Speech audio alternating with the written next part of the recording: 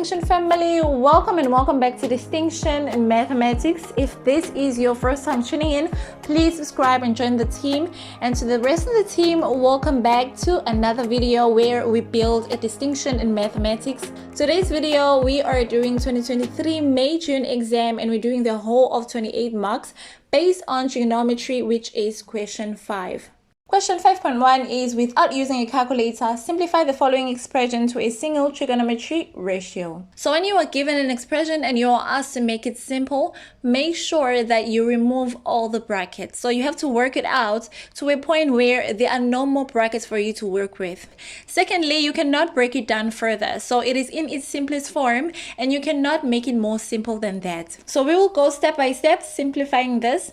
There is no need for us to change 1 to anything right now, so we just drop it. And using this trigonometric rule, we will have a negative sine theta, which will change this minus sign into a positive. Cos 90 plus theta gives us a negative sine theta. And these are the trigonometric ratios that you need to know in order to understand trigonometry, so please take note of them. And until you master trigonometry, write everything step by step. So now we just write our denominator so that theta is on the other side. A positive sine theta multiplied by a negative sine theta gives us a negative sine squared theta. And when we take out a negative sign from the brackets to make 360 degrees positive, it also changes the sign on theta to a negative.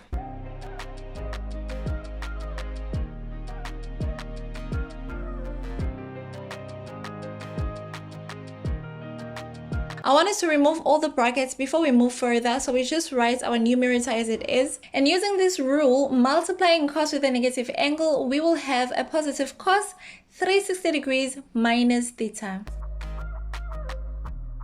Remember, we are trying to eliminate all the brackets before we make anything else simple. And cos 360 degrees minus theta gives us a positive cos theta. There are different ways to prove why that is true, but I want us to focus on this simple reason. All the trigonometric functions, which are sine, cos, and tan, are all positive in the first quadrant. Sine is positive in the second quadrant, where cos and tan are negative. Tan is positive in the third quadrant, where sine and cos are negative, and cos is positive in the fourth quadrant, where sine and tan are negative. Now 360 degrees minus theta lies in the fourth quadrant, where cos is positive, and that is why we have a positive cos theta. Now, to be able to answer trigonometric questions, you need to understand trigonometric ratios, rules, and identities. 1 minus sine squared theta can also be written as cos squared theta. And the reason why we are changing it is because it will make it possible for us to eliminate our denominator. So cos will cancel the other cos and we are left with cos theta, which is our final answer. Question 5.2, given that cos 20 degrees equals P, without using a calculator, write each of the following in terms of P. So 5.2.1, we have cos 200 degrees. And to find 20 degrees from 200 degrees, we can use the trigonometric ratios of 180 degrees plus our angle, which is 20 degrees. 180 degrees plus theta lies in the third quadrant, where cos is negative. So we will have a negative cos 20 degrees. And we already know that cos 20 degrees equals P. So we have a negative P, which is our final answer. 5.2.2, we have a negative sine 70 degrees. Now using this rule and multiplying sine with a negative angle gives us a negative sine theta. So in this case, we will have a negative sine 70 degrees. So because the question ordered us to write sine negative 70 degrees in terms of P, which is cos 20 degrees, we now have to find out how we can get 20 degrees from 70 degrees. And we can use a trig ratio of 90 degrees minus theta. 90 degrees minus theta lies in the first quadrant where sine is positive, but then sine 90 minus theta changes into a cos theta. So we will have a positive cos 20 degrees and then we bring down the minus sign, which will give us a negative P.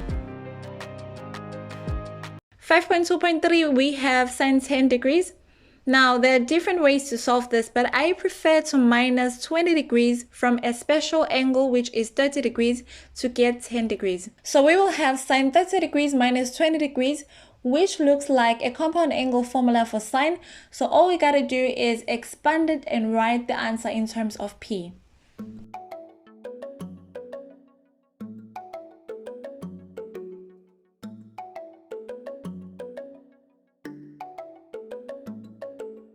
Sin 30 on your calculator equals 1 over 2, and we already know that cos 20 degrees equals P. Cos 30 on your calculator is root 3 over 2, and we need a diagram to find the value of sin 20 degrees. Cos is adjacent of a hypotenuse, which is P over 1, and sin is opposite of a hypotenuse, but we do not have the opposite side. And because this is the right angle triangle, we can find it by using the Pythagoras theorem, and the value of the opposite side is root 1 minus P squared.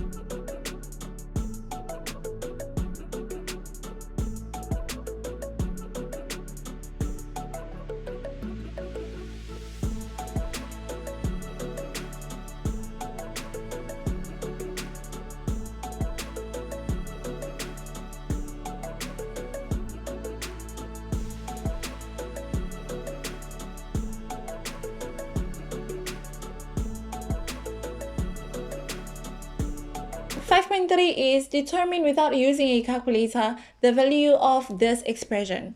Now when you look closely to 5.3, it looks like an expanded compound angle formula for cos. And because we are looking for a certain value of what we are given, we are not looking towards expanding it more than it is.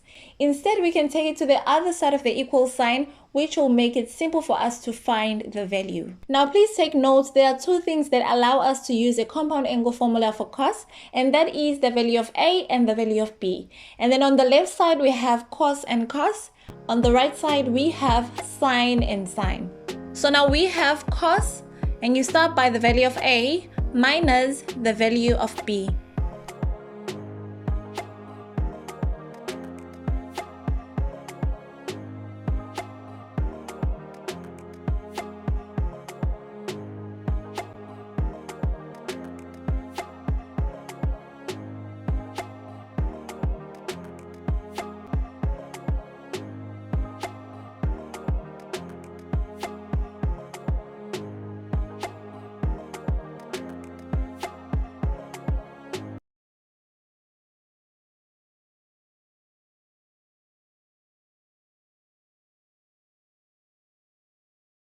5.4.1, we are asked to prove the above identity. So basically, when you have to prove an identity, you are already given the final answer. So all you got to do is show all the necessary steps to get to the final answer. Let's prove the left-hand side. Now there are three identities for cos 2x, and the first one being the right choice because it will help us to eliminate cos squared x. We are trying to stay close to sin x as possible because that is our final answer. So we will have cos squared x minus sin squared x, and we can write sin 2x as 2 sin x cos x, and then we bring down the minus cos squared x.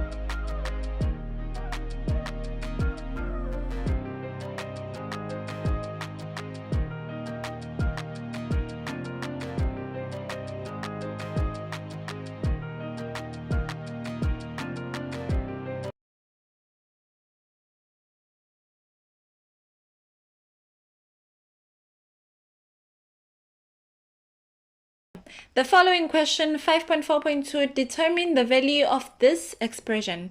Now, there is nothing much to explain about this question because the numerator looks exactly like the previous question. So we're just going to do the very same thing on the numerator for these two steps. And now we have a common factor on both sides of the plus sign. So the option that we have is to take out the common factors and see what we have left.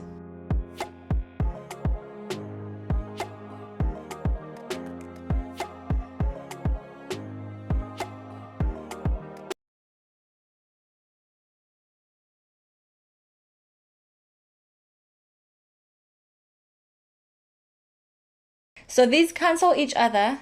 The minus x also cancel each other. And we are left with 1/3, which is our final answer. The following question is, without using a calculator, show that sine 4x equals minus 0,5 is the only solution to the above equation. Now remember the identity for tan that we talked about in the previous trigonometry videos.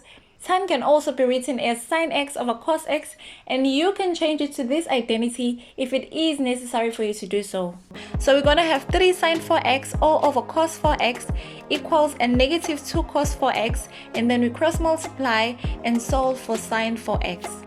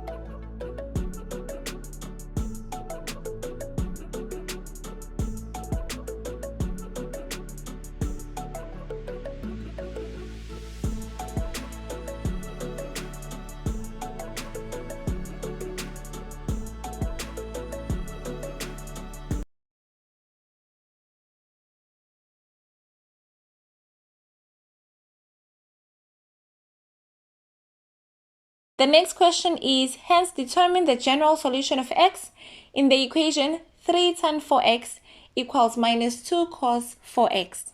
Now remember on the previous question we showed that sine 4x equals minus 0,5, and when you type shift 0,5 on your calculator you get 30.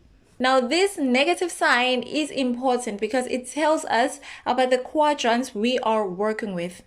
Sine is negative in the third and the fourth quadrants. So we will have 4x equals 180 degrees plus, because that is where sine is negative, plus 30 degrees plus k times 360 degrees.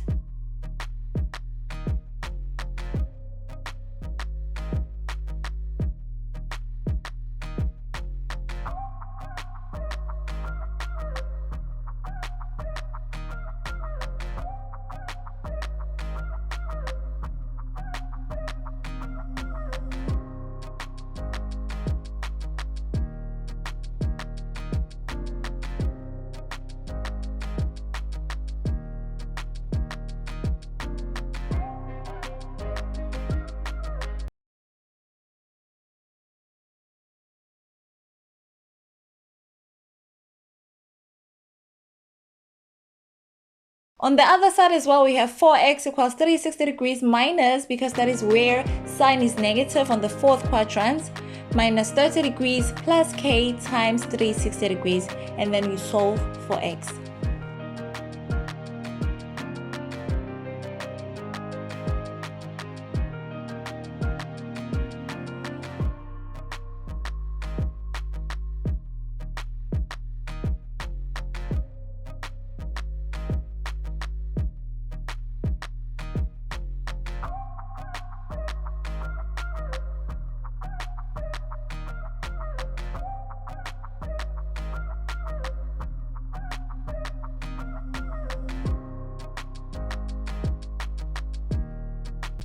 And we have completed the 28 marks. I hope you enjoyed this video like I did.